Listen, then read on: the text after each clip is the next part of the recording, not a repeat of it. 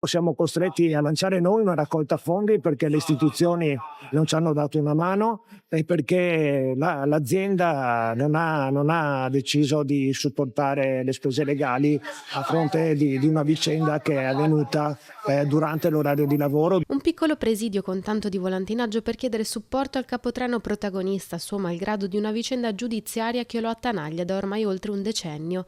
L'uomo era stato aggredito e poi denunciato da un passeggero estraneo ai fatti.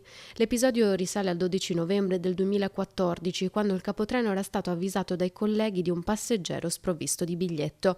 Una volta raggiunto e chiesto di mettersi in regola con il biglietto, l'uomo sarebbe andato in escandescenza.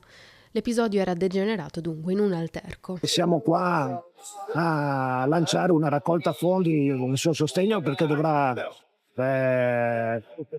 coprire delle spese legali che sono una cifra importante che si aggira su 15.000 euro. Dopo il silenzio, l'azione da parte dei sindacati per chiedere l'aiuto necessario a sostenere le spese legali. Abbiamo deciso coi colleghi di venire qua a volantinare e sensibilizzare anche i viaggiatori, perché questa è una persona riconosciuta e conosciuta dai suoi colleghi, ma anche dai viaggiatori con cui aveva un rapporto quotidiano.